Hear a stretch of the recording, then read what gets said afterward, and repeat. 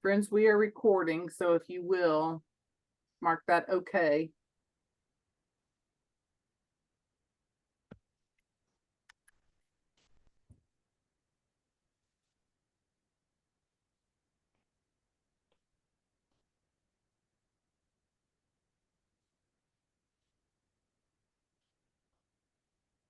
If you have not heard me, please drop your cell phone number in the chat. Just want to make sure that we have all the correct numbers.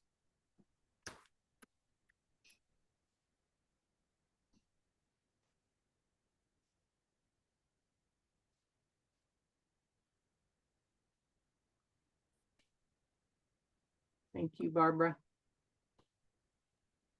No problem. Sorry for the delay. I had to download it on my phone, so I apologize for the lateness. You are fine. We will give everybody a couple extra minutes before we get started. Thank you. Barbara, are you okay with the rest of the group, the team leaders and the adult volunteers having your phone number in case there's something needed? Sure, no problem at all. I didn't know to put it for everyone, so I had to send it to you, but no problem at all. Yep, that's fine with me. Okay, thank you. No, you're fine. Adam, you have changed cell phone numbers. Or have you? And I just had the wrong one in. No, I actually have two cell phone numbers. The 423 is a Google Voice, so it's a local number for Washington County, and the 276, they both ring to the same phone. There's no difference. Got you. I have one of those as well, so I totally get it. Thank you. All right, so Lori, do you have Roseanne's phone number? I do. If you will text it to me or put it in the chat. She is our only adult female we're missing. Okay. And then I don't have Kane Reeves either. I've got his as well. Okay. I am actually it'll be quicker for me just to share the contact with you. That is fine.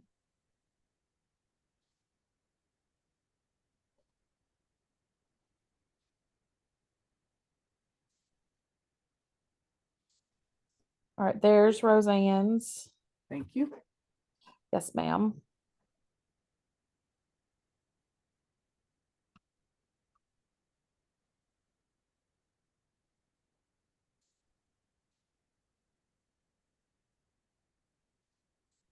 And there's Kane's. Thank you very much. Most welcome.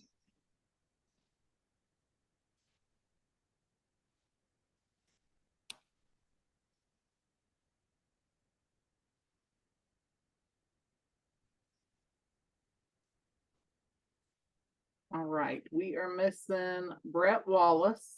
He is supposed to be on. We are missing Samantha Morrow and Roseanne Dodson. Casey is on. Yep. So we've got just a couple more people that we are waiting on.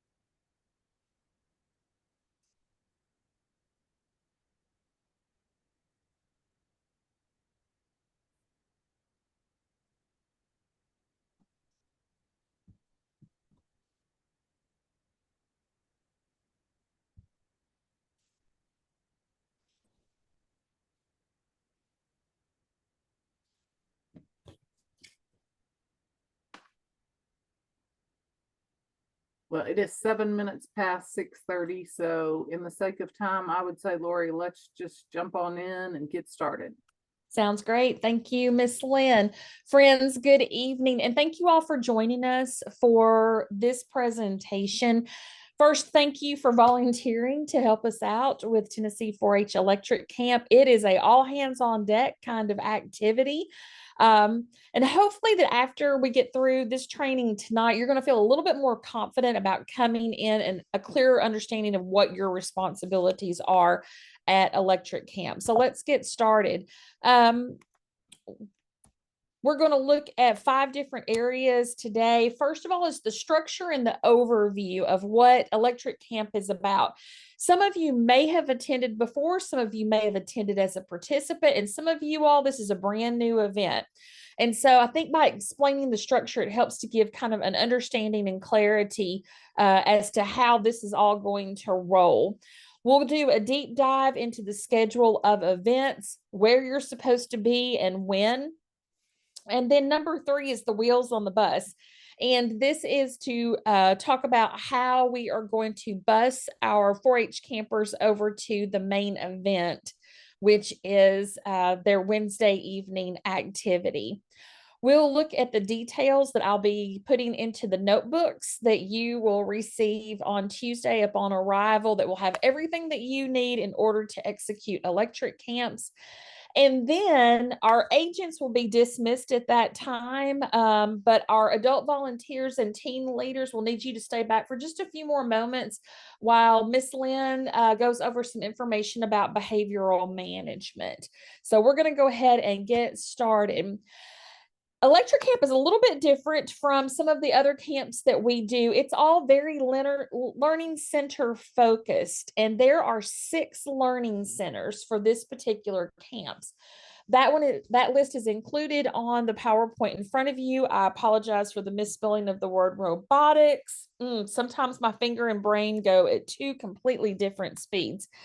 But these are the 6 learning centers that the 4-Hers will be participating in over a couple of days.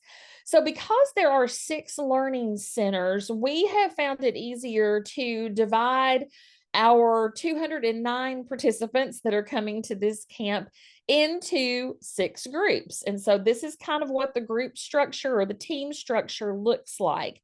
They are color coded. So we have a red team, a green team, purple, yellow, orange, and blue team. Within those color teams, there are 3 sub-teams, and you will find your name on our magic list here. The 2 other people that are listed with you, this is who that you will be working with in that color group. So Adam, for example, I'm just going to use you because my eyeball went to your name on the sheet. You are working with Katie Turnbow and Cole Perry in the yellow group. Okay.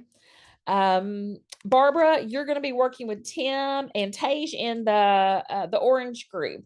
And so this is how this works. This means that every one of you all have about 12 to 15 4-Hers that are specifically assigned to you. But in Electric Camp, you are never just with that one group. You are within that color group. So all total, there's going to be around 40, 45 4-Hers in a color group. And you all will be traveling together, but it's divided into smaller chunks so that we can have a little bit more one-on-one interaction with those 4-Hers. And it's not so overwhelming for one person to be assigned to a large number of teens and preteens. Now, in addition to those team assignments, if you see to the right, I have first aid kits, and I have the list of 6 of our agents. I have selected the 4-H agents because they understand the first aid procedure, and they have some experience with all of our camps. And so Adam, congratulations, and Tim, congratulations to you all. You all have been selected to be basically the team lead for your color group. and you will be given a first aid kit. It comes in a backpack format. You'll be given a first aid kit that you will get the honor of traveling with all week long. And we'll look a little bit more in detail with those when you all arrive on Tuesday. But if anybody in your team needs a Band-Aid or a Tylenol, and we've okayed everything through the F600A forms, you will have the first aid kit that will have that those resources in there, as well as a medication form to complete that says, I gave Lori a Band-Aid at 8:30 a.m. on such and such date, and initial that information. So we've got first aid covered in our smaller groups, but not everyone will have a first aid kit. So you all will be traveling in color groups the whole entire time. Where are you traveling? Before we start the deep dive into the schedule, let's look at the map for just a moment. And I hope you can see my blue dot that's circling around here. We are housed right in the middle of absolutely everything that we've got going on that week. And this is Robinson Hall. So this is the residence hall that we'll be staying in. As a reminder, it is a residence hall. It is not a hotel. These are community baths. These are have no bedding, no towels, no shampoo, no soap. So you have to bring all of that with you. Just a gentle reminder. And we'll look at some more of those details at the very end of this presentation. But everything that we are going to is literally in a straight line. It's either down Joe Johnson or it's up Andy Holt Avenue, where the red dotted line begins on Andy Holt Avenue, this means it is now a pedestrian walkway. And so we won't have to deal with vehicles that way. To your left is the Ag Campus over at Joe Johnson. This is where all of the Learning Center activities will take place. We have the Rocky Top Dining Hall. We'll have a couple of meals there. We also have Clarence Brown Theater, where our opening and closing sessions will be, and the Hodges Library, where we're going to have some STEM activities on Thursday afternoon, followed by the Aquatic Center, where, and it's not circled yet, but where we will have our swim and our pool and dance party as a celebratory event on Thursday night. So it's a pretty easy navigation. However, comfortable shoes are a must and very important. And you may get a little bit of pushback about how much walking we're having to do. Our walking is quite minimal in comparison to academic conference and roundup. But it's just a reminder, these 4-Hers that are coming to Electric Camp are being treated as college students. And this is what the college experience is like. It's a lot of walking. And so I tell folks, even though I did not graduate from UT Knoxville, my little sister did. And she said, I walked out of there with a diploma and a fantastic set of calf muscles. So you're going to get to build on that just a little bit because it's a relatively hilly campus. So anyway, just want to give you an overview of that map. We'll come back and look at this as we can go through each day of activity. So with that, let's start with day 1, which is Tuesday, June the 25th. 3 o'clock is the arrival time. We will have registration where our 4-Hers will get their room keys and their neck wallets and a cinch bag provided by Miss Lynn and their t-shirts, and they'll get to move into their rooms. If any of you all are in the Eastern region, I want to emphasize the 3 o'clock time period. I just sent an email out to all Eastern region agents on this. Please, please, please do not arrive before 3 o'clock. We had a team leader showed up at 12 o'clock for academic conference, 3 hours before anything begins. We've got a lot of setup and moving parts to take care of. I don't have the eyeball power to watch somebody else while we're trying to get some things set up. So please, 3 o'clock arrival time at the earliest, registration, and move into your rooms. State staff will be on hand to help everyone get registered and where they are supposed to be. At 4:45, this will be your first opportunity as a team leader to meet with the 12 or 15 students who are assigned to you. You have about 45 minutes for this activity. I am in your notebooks, including a couple of icebreakers that you can use to help them get to know each other. You get to know them and them to get to know you. Keep in mind, our electric camp participants are our younger 4-H members. For many, this is their first time away from home. This is their first time on UT's campus. This is the first time to meet each other. They haven't seen each other before. So I feel like icebreakers are a very important component of this so that we get an opportunity to know a little bit about each other.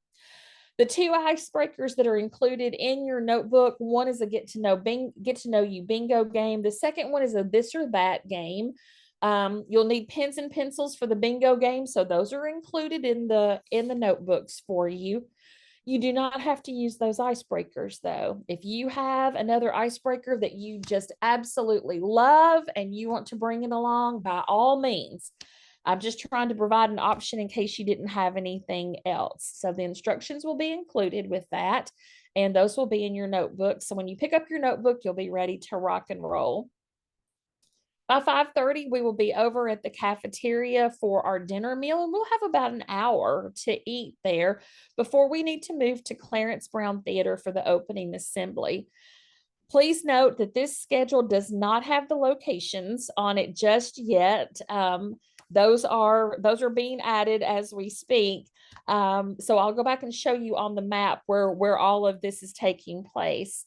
Our opening assembly, we have a fantastic guest speaker and several welcomes. Agents, I just need to let you know that it's very possible. My understanding is that Dr. Carver will be in attendance for this event.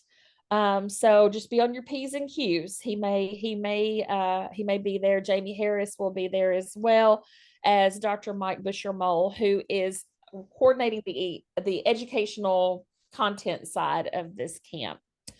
By 8:30, we're going to return to the residence halls. And with that, as soon as the 4-Hers start to enter the residence halls, we have snacks set up for them. They can grab a beverage, grab a snack, and then they go up to their floor. So if I'm in room 261, I'm on the second floor, I'm going to go up there. They're meeting for their living group meetings. So let me stop here and explain just a little bit about the living group meetings. In the residence hall, when you go up the elevator or stairs, when you come out there, there's a large commons area. We have girls on one floor and we have 2 floors of boys. So there's no mixed boy-girl on any floor. That commons area is where you will hold your living group meetings. The living group meetings will be conducted by those of you all who are residing on that floor. So there's 6 or 7 of you all on any given floor. So you all can decide how you want to execute the living group meetings. It is already scripted out for you, and the script will be in your notebook, and I'm going to show that to you in just a moment. But gather them in that center, go through that living group meeting, work through those agenda items. The living group agenda will change a little bit every night, depending on what we've been doing during the day. This meeting will take you no more than about 30 minutes to get through. And once you have finished that, it gives them about a half an hour to do shower, brush teeth, put on pajamas, whatever. At 9:30, while they're doing all of the showering and everything, you all are going to return back to the lobby to meet with me for just a few moments. I just want to do a check-in. What's working? What's not working? What do I need to know about? Are we ready for the next day? That meeting will take no more than 30 minutes, if that long. And at 10 o'clock, you all will do your curfew check to make sure everybody is in their room where they are supposed to be and lights out at that time. So Miss Lynn has some information about curfew check that she's going to share with you at this point. So each of you have been assigned several rooms to check, and basically you'll just go through and you'll check those kids off that you've seen them, and you've explained to them what's coming up the next day or whatever time you're going to come back around and pick them up, or wake them up, I should say. And then you're going to let Dr. Lori know that you have checked those off. So we'll be using GroupMe, and she's going to talk about that a little bit later, but you will make sure that you check off that you've checked your rooms that night. I will say, if you are on the first floor, there are several teen leaders and adults, so you end up with only about 5 rooms to check. Those of you that are on the female floor, you also end up with about 5 rooms to check. But those of you who are on the second floor end up with about 9 or 10 rooms to check. So it's going to be a lot, but just be sure that you check those each night, and you make sure Dr. Lori knows that you've done so. So what do we mean by check? It is literally a knock on the door. You don't go into the room. You need to see their face. So they need to present themselves, just their face to you. Hello, I am here, so that we can say, yep, this 4-H'er was in their room by curfew. We'll tell you that the residence hall has security cameras everywhere. So they're even on the elevators. So we can track if someone were to leaving their room to go to the restroom at night. That is not a big deal whatsoever. We need verification that they are in their rooms at the allotted time. So the living group meetings are a little bit different than the educational sessions and anything else that we do. So here is an example of an incomplete agenda. This is a draft agenda of what your living group agenda would look like for the first night. And you notice we have 5 big headers on there. So if you've got 6 teen leader and adult volunteers and other agents on your floor, you all can divide and conquer this list so that it doesn't fall to just one person. But you're going to go through the list to make sure that they've done everything on the list. They have this information. And that's really all there is, especially on this first night, to the living group agendas. So I want to stop right here. What questions do you have about Tuesday's schedule, the living group agendas, the map of where you're supposed to be, anything along that line? Is everybody still okay, or do we have some questions?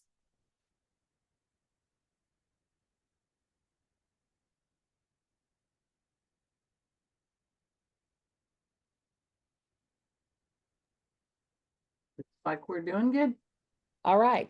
Well, before we go to the next day, I want to back up and show you this map to show you how far that we're walking on Tuesday. We're starting in Robinson Hall. We're going to walk down to Rocky Top, which is the dining facility, and over here to Clarence Brown, which is the theater, which will have the opening assembly, and back to the residence hall. This is not very far at all, but it gets a little bit more challenging, to be fair, as the week progresses. Okay, so let's move on to our next day, which is Wednesday. Breakfast is being brought in to the residence hall by Collegiate 4-H. One morning we are having McDonald's. It'll be a variety of breakfast sandwiches. The other morning we are having Chick-fil-A. Same applies, a variety of sandwiches. The 4-H'ers can eat at 7:30 in the morning. They can eat in your groups, which, by the way, I forgot to tell you all this. Your groups, when you all meet that first day, I have a large yard sale sign for you all. It doesn't look like this, but I'll just give you an example. A large yard sale sign.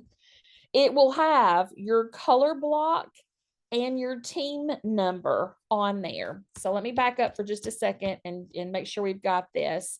So, Adam, I'm going to go back to you. Yours will have a yellow block, and you are the number 1 group in yellow. Katie is number 2. Cole is number 3.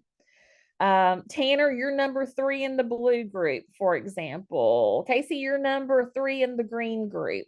So it's all set up that way. You can use that yard sign to gather your 4-H'ers so that they know where to show up.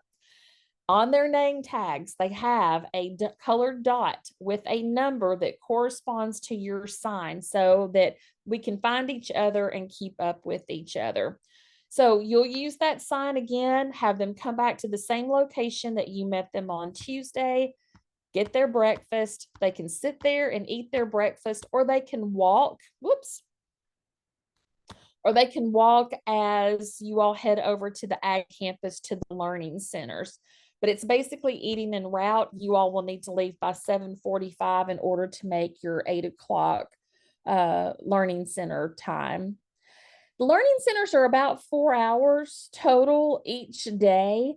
That looks like, oh, hey, I've got some free time. I can go off and do something else. No, no, no, no, no, no, no. You cannot, because our subject matter specialists that are helping us with the learning centers are coming from the Tennessee Electric Cooperative. So Electric Camp is a joint effort between 4-H and the Tennessee Electric Cooperatives. And Dr. Buschermole, who is a professor emeritus with biosystems engineering, is our kind of liaison out of that department. And he works with the electric cooperatives to get them set up to do these learning centers. They are experts in the areas of energy, but not necessarily in youth development or in instruction and teaching. They're going to need your help. I need you all to model the behavior that you want the 4-Hers to have. So I need you to stay engaged. I need you to be willing to help the subject matter specialist if they are needing help. I need you to stay off those telephones unless it is something that you need to tell me or send a group text to. And I need you to take some notes. What are the 4-Hers learning? And here's why I'm wanting you to do this. One, I don't know the details of any of these learning centers. But when you all come back together on Wednesday night in your living group meetings, you all will begin working on their ePortfolio Section A forms. We have been doing this the last few years with both Electric Camp and Academic Conference. And the reason for that is that every year we get ePortfolios that say, I attended Electric Camp. That is wonderful. Congratulations to you. However, the subject matter specialists don't care that you attended Electric Camp. They want to know, what did you learn at Electric Camp? So you all are gathering information during these educational sessions. What did they learn? What were the objectives of each one of those sessions? So that when you all come back together at 9:15 on Wednesday night, and one of the items on your agenda for the living group meetings is to work on their Section A forms, you will have your notes and you will be able to walk through and help them come up with what statement they need to make about what they have learned in each of those 3 learning center sessions for the day. So I appreciate your help with this. It's a lot. 4 hours is a pretty good length of time. There is a break in between, and I'll show you that in just a second.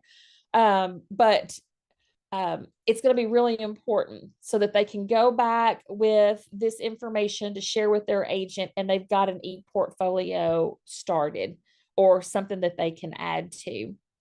So here's what the rotation system looks like for the Learning Center teams.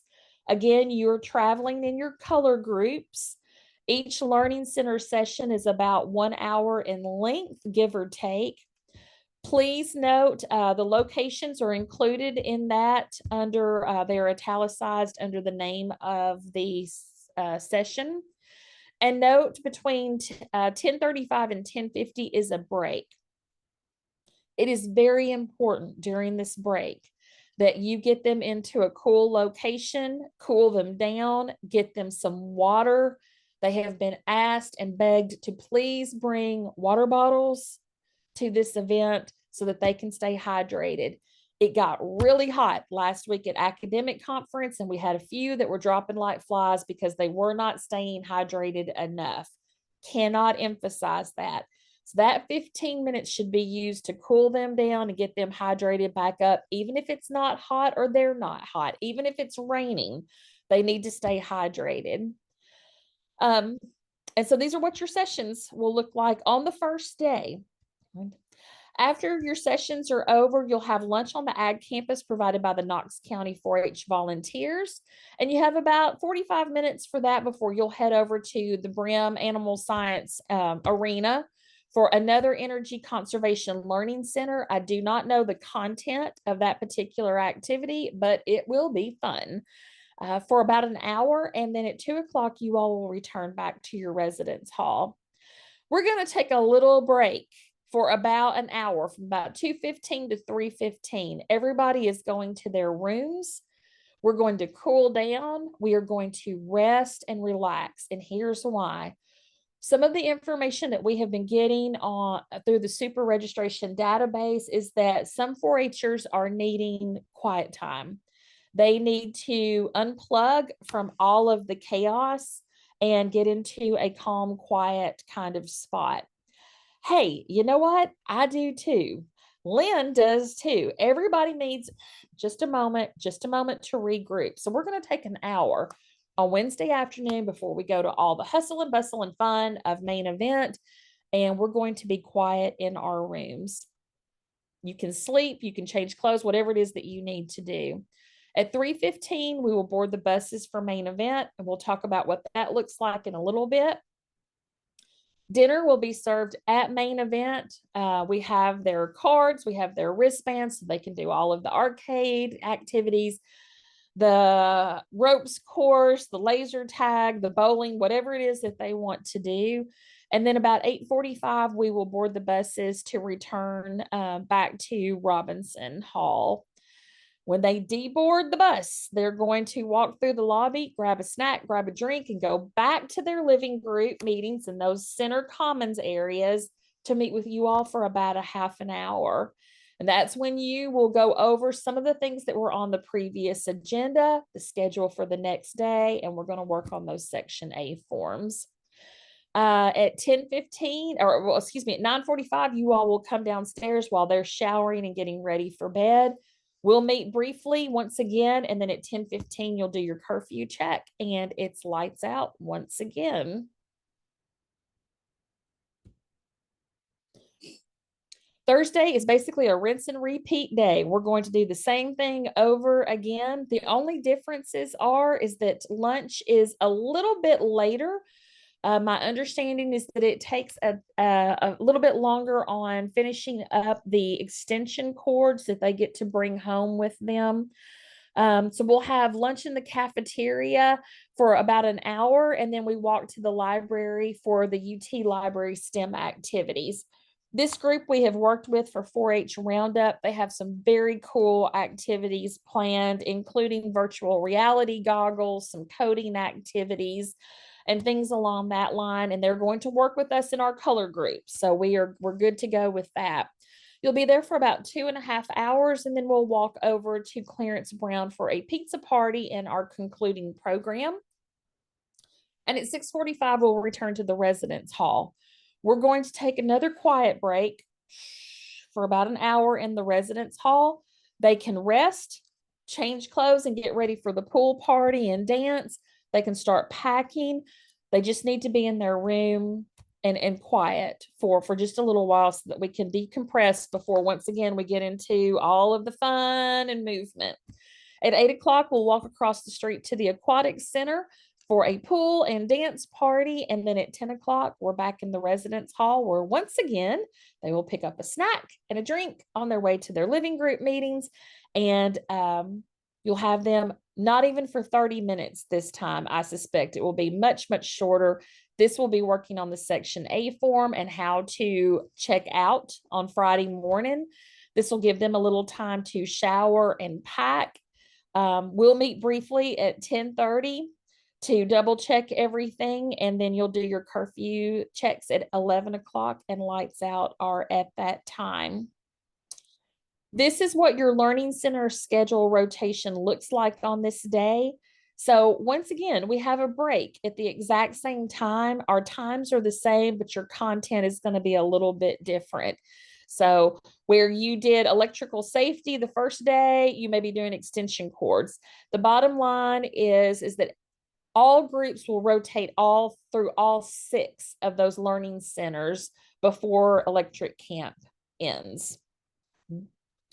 Before I stop for questions, I do want to back up to the map and let's look at Wednesday. Wednesday is an easy day. We go from Robinson Hall over to the Ag Campus for the learning centers and lunch and the afternoon energy session, and then back to Robinson Hall. We will board the buses from Robinson Hall to go to main event, and we'll be bused back to Robinson Hall by the buses for that evening. Thursday, it's a little bit more challenging. We're going to leave Robinson Hall and go over to the Ag Campus for the learning centers. But for lunch, we're going to walk back and go to Rocky Top Dining. And then after that, we're going to head to the library for 2.5 hours of STEM fun. Then we head over to Clarence Brown for supper and the concluding program, back to Robinson Hall for a short break, over to the Aquatic Center, and back to Robinson Hall. So again, comfortable shoes is a must. Hydration is an absolute must as well. On Friday morning, it's very simple. They come down at 7:30. Well, let me rephrase that. Central and Western regions will come down at 7:30. We'll have signs of where they need to take their luggage before boarding the buses. The rooms will be checked and noted for any damages or lost items, and they will turn their room keys in at that time and start boarding buses about 7:45. The Western and Central region buses will depart at 8 o'clock, and at that time, we'll have the Eastern region 4-Hers come down to the lobby with their luggage, with car riders departing at 8:30. What questions do you all have about this schedule?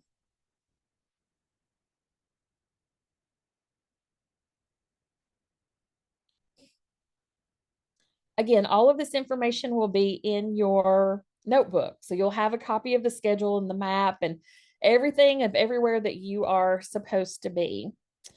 The wheels on the bus go round and round. And so I have great news. I was very excited about this when I talked with Christy Henderson, who is our logistical coordinator, last week, and said, hey, how many buses do we have going to main event? And she said 6. And I'm like, oh, perfect. Now, these are not charter buses, so these are not air conditioned. It's going to be warm, okay? But main event is air conditioned. And if you haven't been to main event, Miss Lynn, would it be possible to post a link to main event in the chat box so that our 4-H friends could look at it if they've never seen it or been to it? It is all air conditioned. It is it's a fun experience. And so we will go by buses on Wednesday to main event. So you're going to go with your color team and all get on the same bus going and coming for this activity. These signs that you're seeing on the screen right here, these signs are posted on the bus. So you'll know what color bus is yours. Your notebook that you're picking up on Tuesday has a lot of the information that I've already shared with you, including a campus map and a schedule of events with a few more details than what I've got on the slides tonight. You'll also have the rooming list, so you know where all of the 4-Hers are located, as well as adult and teen leaders. Also included will be an allergy list and incident report forms. Your agents who are listed as the leads for those color groups can help you with the incident report forms, as can Miss Lynn, Miss Jamie, or myself. That information will be included in your notebook.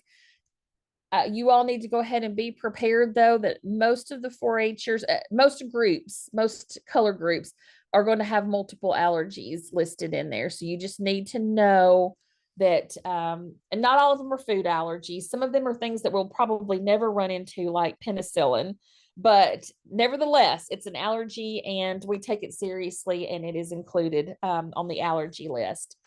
The team assignments and contact information will be completed at that time because we now have your phone numbers. Our phone numbers will also be included on that sheet. Your living group information, in other words, who all is supposed to be in your meeting, all of your scripts will be in there. Your icebreakers are in there and with pencils and pens, if you so choose to use those icebreakers instead of using one of your own. And in addition to that, there is a PowerPoint of the 3 training resources that you all are adult volunteers and team leaders were to complete before this meeting tonight. They cover the topics of ages and stages of youth development, behavioral management, and child protection. Miss Lynn will be talking in more detail about that in just a few moments. Agents, you are not included in that because you have already had to go through that with the mandatory child protection, et cetera, et cetera. If you are a bus coordinator and you are here with me tonight, your detailed list of who is supposed to be on that bus, not just the counties and the number from those counties, but the names of the 4-Hers, that will be sent to you all later this week. We are still waiting on a few 600A forms to get put into Super.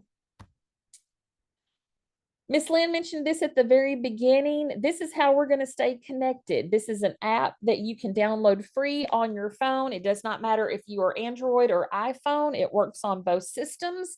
It's a GroupMe app. We'll be using your cell phone numbers to put in there. This is the easiest way for us to talk to each other quickly. So you can send a message out to the group without having to put in everybody's information. So if you do not have GroupMe, please be sure to download that app. And if you need help in learning how to use that system, I am not your person on that. I'm just going to be very honest with you right now. Technology is not my thing. I can use this, but I can't tell you how to use it. But I can find someone who can help you learn how to use that real quick if you need help up on arrival. So please be sure that you have downloaded this. If you need to snap a picture of that or a screenshot, that would be fantastic to do so that you know exactly which app that you are looking for. Finally, the other things that you need to know. So the neck wallets or the name tags. On the back of the slip that goes into the neck wallets, it has their name and what county they're from. If they pull that out and flip that around, there is going to be a sticker that will have the team leader name and the team leader's phone number included. In case someone from your group gets separated from you, they can call you. In addition to that, they have the color dot with the number on it so they know what group that they're in. And if they have an allergy, again, whether it's a food allergy or not, if they have an allergy, they have a pink dot included on their neck wallet so that we can easily identify who is who. I've said it several times throughout the presentation. I'll say it again. Please, please, please bring a water bottle, a reusable water bottle with you. It's 90 something degrees for the rest of this week. You just can't be outside. Even walking early in the morning, you're going to get hot, thirsty, start dehydrating. Cannot emphasize it enough to bring a bottle of water.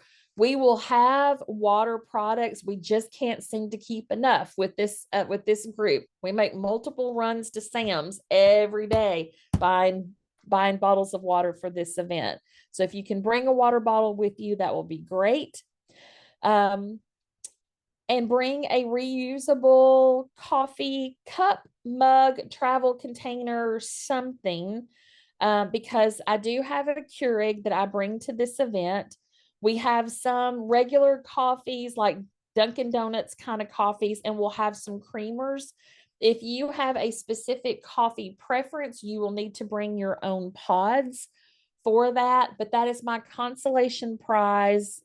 That and that we have our own bathrooms. The adults will be separate from team leaders and youth. We are required to do that.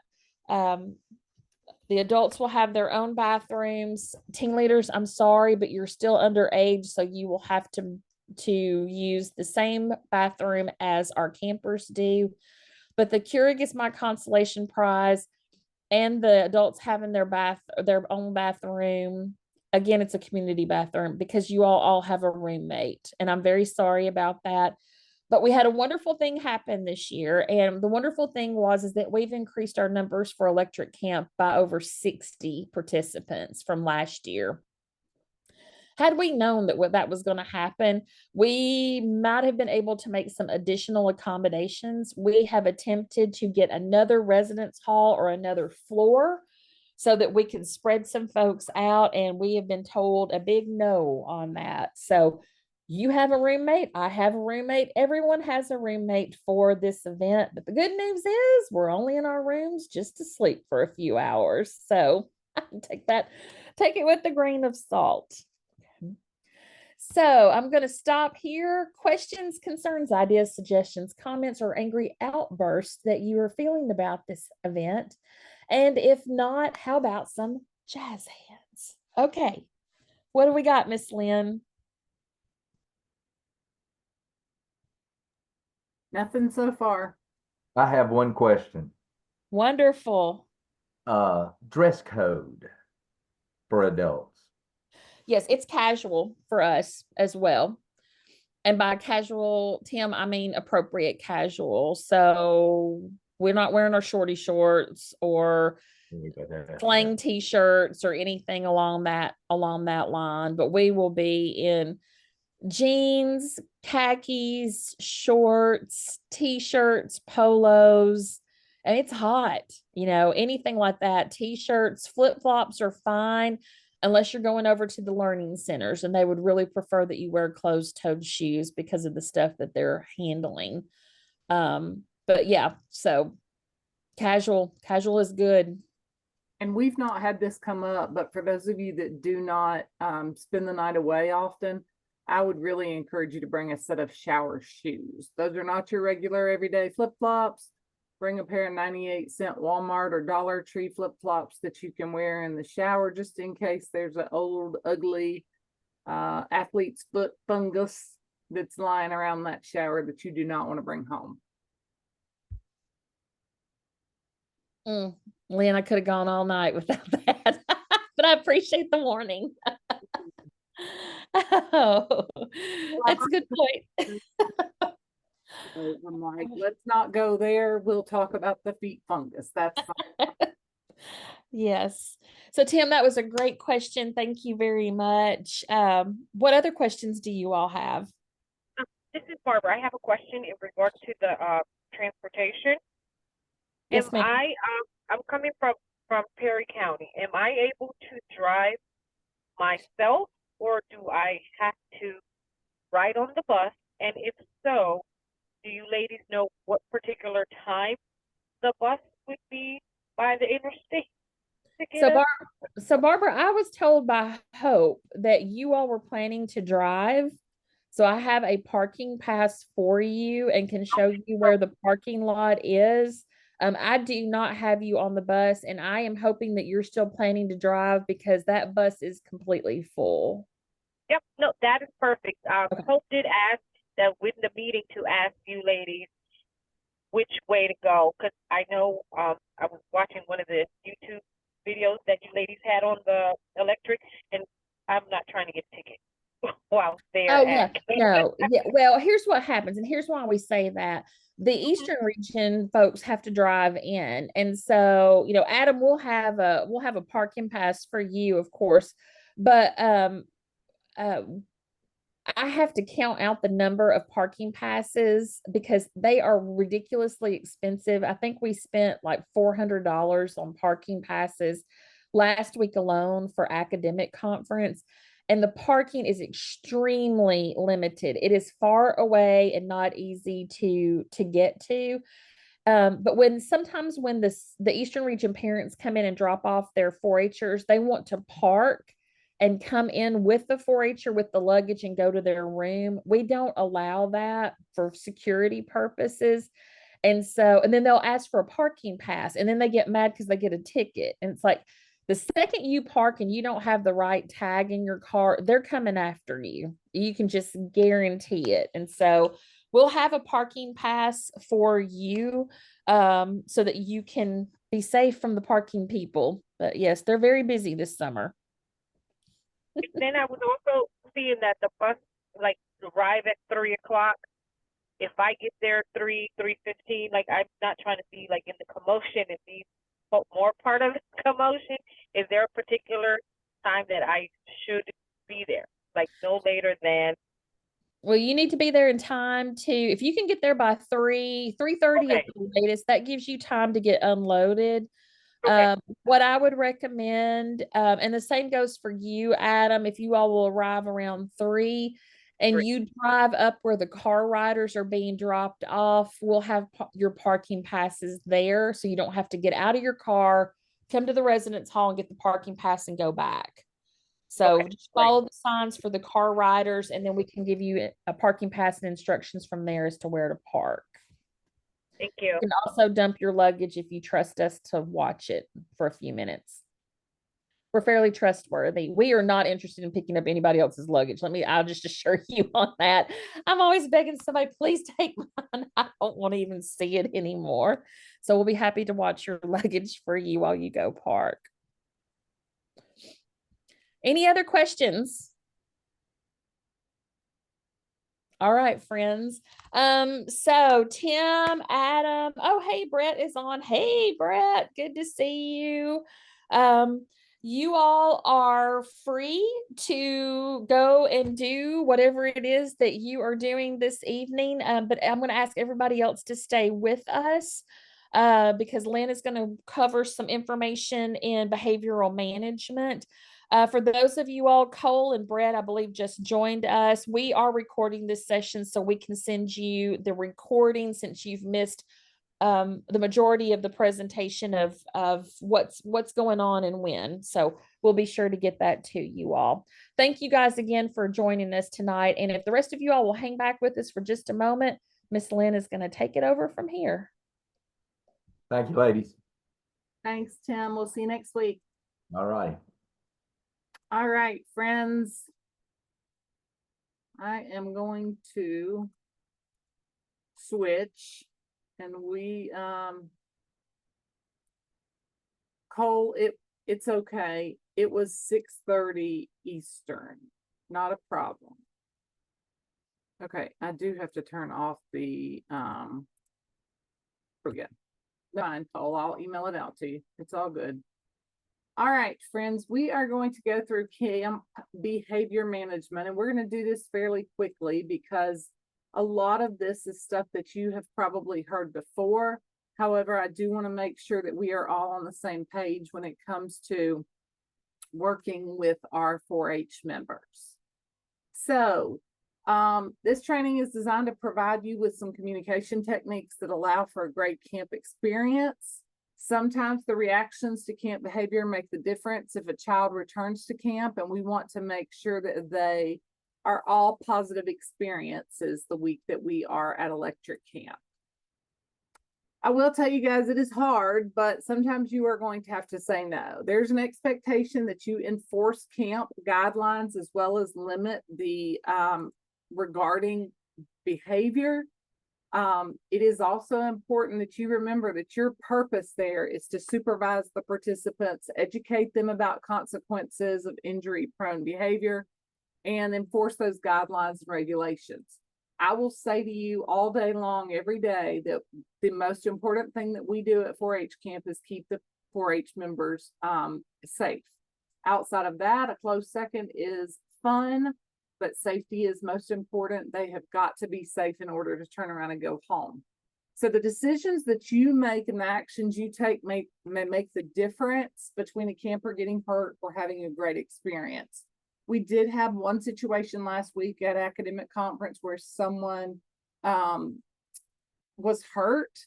And if that is the case, this year when we are doing our incident reports, all of our incident reports are now online. And that is something that will be shared in your binder so that you know where to go if something happens. If you are the first contact with a child, you'll do that incident report for us. But you, in essence, basically are stepping into the shoes of the camper's parents or caregivers. It is your responsibility. Your job this whole week is to look out for their safety. So if it's going to prevent accidents, or if you actively have to respond to inappropriate camper conduct, because you don't want someone to get hurt, then sometimes you have to say no. And we're okay with that, guys. I mean, that's just something that has to be said. Now, as we talk about behavior, I want you guys to remember the golden rule: do unto others as you would expect them to do to you, meaning treat people the way you want to be treated. Okay. Don't yell at them. Don't scream at them. Be there, encourage them. Try not to be negative in everything that you say. There are positive reinforcements, and we'll talk about how you do that. So following camp expectations, the first thing, anytime there's unsafe behavior, I want you to recognize it right then and firmly and seriously address it. Do not ignore it. Do not tolerate it. Do not shove it to the side and say, I'll work on this later. As soon as something has happened, it needs to be addressed. Now, there will be times that you have to intervene and stop behaviors, especially if a camper is a risk to themselves or to someone else. I do not want to put you in the position where you have to jump into a fight. However, we have not had that situation. Let's hope that we never do. But you are there to prevent the campers from getting hurt or hurting someone else. So please be sure that you follow the policies that we've set for these situations, any procedures on separating campers, following up with medical care, and then again, that incident reporting system. You'll need to communicate your limits. Okay, before holding campers accountable, we have to tell them what the guidelines and expectations are. And during that first meeting that you guys have as a whole group, during the welcome assembly, campers will be told what guidelines and expectations are. Okay, once they clearly understand what those things are and what's allowed and what's not allowed, this group alone, guys, 6th through 8th graders, they are coming into their teen years and they want to push you. They want to test you. Okay. So you're going to have to set limits. You're going to have to make sure that you tell them, hey, that's not appropriate, or we're not going to do that. Camp, group, activity guidelines, all of that will be explained at the start, but you may want to reiterate those. Say them over and over again. Okay. Remind them, hey, Dr. Lori said blah, blah, and blah. Remember to give them one direction at a time. A lot of kids this age, and y'all know, our brain has not completely developed until we're mid-20s. Okay. So a lot of these 4-H members, they don't have that cognitive ability at this point to know what they're doing or what they should not be doing. So we want to review those guidelines, make sure that we give directions as needed, again, one at a time, and be sure to include what the campers are allowed to do, not just a list of don'ts. Make sure whatever you talk with them about, if you are giving them a list, make sure it's fair. Make sure there's not too many rules. They're easy to understand, and they are age appropriate for this group.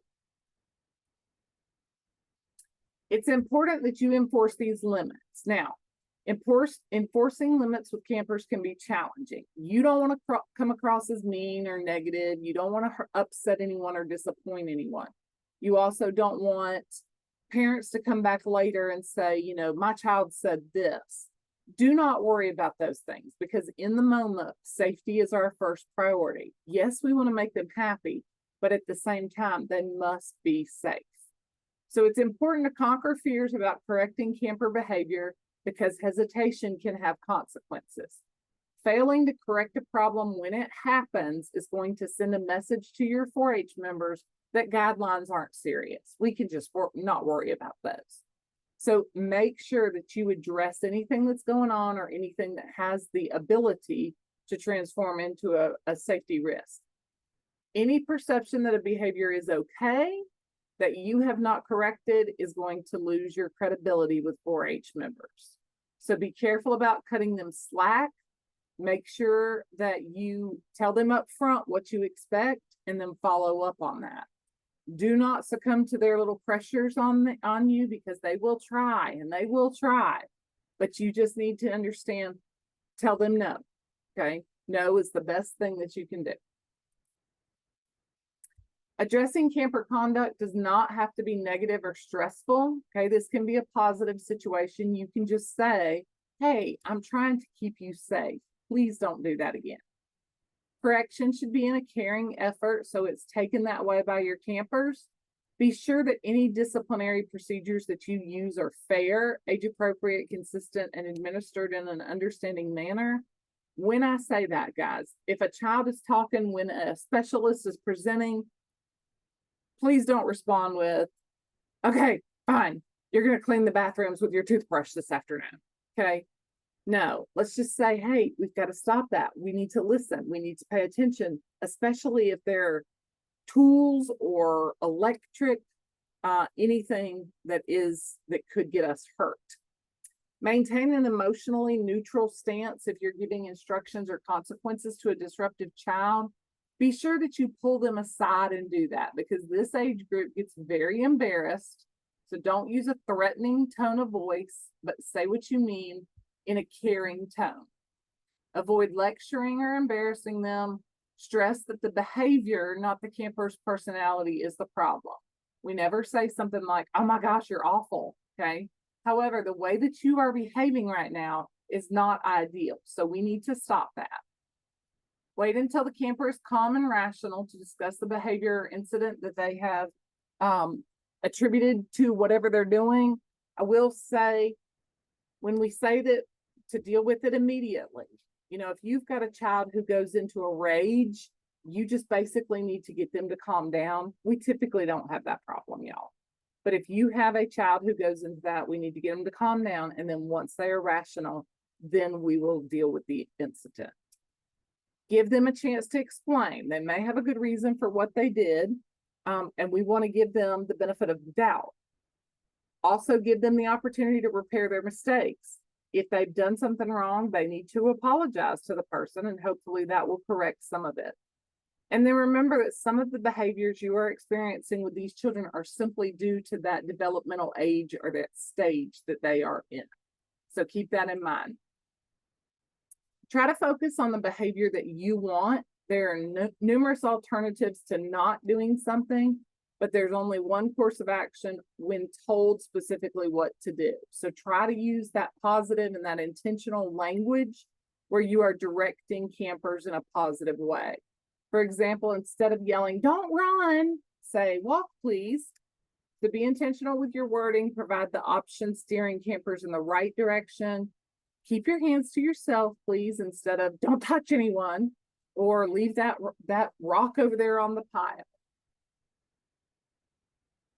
One of the best ways to deal with situations of campers that are having a hard time is to redirect them. Try to coax their behavior in a different direction. Maybe say, hey guys, instead of doing this, let's do this. Or refocus that whatever they're doing, try to just basically coax their attention to something else. So redirect them to something that's more positive, whether that be something, if you are sitting there with extra time and you want to engage them in a game, that is perfectly fine. Okay. Just try to keep them to where everyone is getting along and we're not having issues with behavior, because as y'all know, with a group this size, I mean, there are typically some kind of thing that we deal with, but we're going to try to encourage all of their behavior to be positive. Demonstrate how you want your campers to behave. Remember, you can join in with your campers. You can have a good time with them. Show them how to play with others. Show them how to safely use the equipment. Demonstrate how to properly do a skill. Listen to the instructors. Put away materials. Make sure that you are doing the things that you want your youth to do. And then I noticed earlier today, it says stay off your phone unless you have a message about academic conference. Well, I hope you don't have a message about academic conference, because it would be a week late. But stay off your phone. As Dr. Lori said, make sure that we are paying attention to what's going on in the room with the group. And then unless you are checking your phone for messages or group me. Restate the desired behavior that you want to see. Calmly restating that using short, clear, and concise phrases will help a camper know why they shouldn't do something. Make sure that you are keeping in mind the rules and the guidelines. There are so many, and some people just cannot remember. So maybe you just reiterate those, say it again. And then instead of saying, well, just because, if a camper understands why they're dealing with something, they may be better at following through with it. So if you want to explain to them why we're doing something or why we're not doing something, that will be helpful.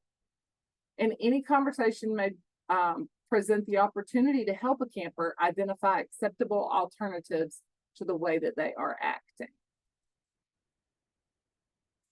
Talking about consequences again, you need to make sure that if you bring in a consequence for something, that it's relevant to what they've done. So you may want to say, if you continue doing this, this is going to happen. Appeal to them if there's something that they really value and you know that. Hey guys, if you continue to act this way, you're not going to be able to go to the dance and the swim party tonight. And you're not going to want to sit with Dr. Lori. She's very boring. That's what you tell the children, right, Dr. Lori? Encourage the campers to clarify the consequences of their own behavior. Say, if you continue this, what do you think is going to happen? Don't say it in a threatening way, but try to make sure that they understand if you continue with this behavior, something is going to happen. And then avoid using that threatening tone, okay, and be prepared to follow through if the undesirable behavior continues. For the most part, you guys will not have problems with the kids acting up during sessions. However, if you set the tone early on, you may be able to eliminate those behavior through a look. Okay, give them the hairy eyeball. Somebody said that the other day and I cracked up, the hairy eyeball. So give them a dirty look, show a frown or a gesture, shake your head. You don't even have to say anything, okay?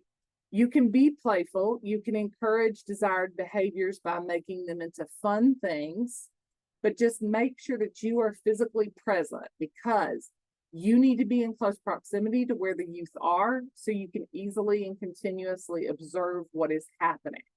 If you see something that is concerning, stop it. If there's something that's going on that you're concerned about, remember that as a team leader, you should go to an adult or an agent. Lastly, you should go to Dr. Lori. If an agent is involved, let the agent go to Dr. Lori so she's not getting it from all ends. And then a volunteer, an agent, again, if you guys have an issue, go to an agent and let that agent talk to Dr. Lori. Avoid anything that is going to distract you from what's going on, including the use of your electronics, your headphones, conversations with other staff while we are doing activities. Just make sure those distractions are put away so that you can take note and take notes, as Dr. Lori said, of things that your group has learned during that day. What this means for you, friends, it is going to take practice, okay? We have to be patient, and I'm preaching to the choir, okay? I deal with the same thing, okay? We have to practice this. We have to be willing to be a friend. We have to be willing to listen, but we also have to remember that what our role is one to keep these kids safe. So if you are here as a teen or an adult, that is your main focus, is keeping them safe, making sure that they are doing what they need to. And then try to be conscious of your words, your actions, and your expressions, because some of these kids have not been around things like this before. And remember, most importantly, you make a difference. By being here, we really appreciate you. We know that this camp could not happen without you. So just make sure that you feel like you are making a difference, because you are. Our resources came from the American Camping Association. Sometime you must tell campers no. And this ends our segment on behavior management. So this is an opportunity for any of you, if you have questions about anything, you have concerns about how to handle a situation, how can we make you feel better about this?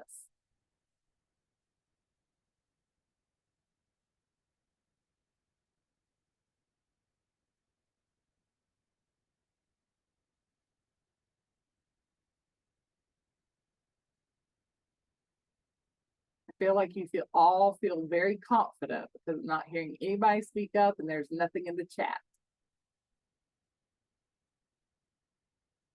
Dr. Lori, did you see Andy Clem's message about making sure that his son Eric is in his group so that during the time that we are traveling around electric camp, he can keep an eye on him? Yes. Excellent. Okay. All right, well then I'm going to stop sharing and I'm going to turn it back over to Dr. Lori. All right, friends. Well, that brings us to the conclusion of our time together. Thanks for hanging with us. Our conversation does not stop here. You know, this is not an end all in terms of training. If you think of something and you have a question, you can shoot either one of us an email. We'll see you on Tuesday. We can have a conversation. This is a learning experience for all of us. You know, I learn something new every time I do one of these events, but we are providing a wonderful opportunity to some 4-Hers to learn some really, really unique things, and it's not possible without your help. And so we are very grateful for that and want to help you have a good time during the week and feel confident about your responsibilities. So please don't hesitate to ask if any questions come up. And with that, we will say good night and looking forward to seeing you all next Tuesday. Thanks for being with us, friends. Everyone.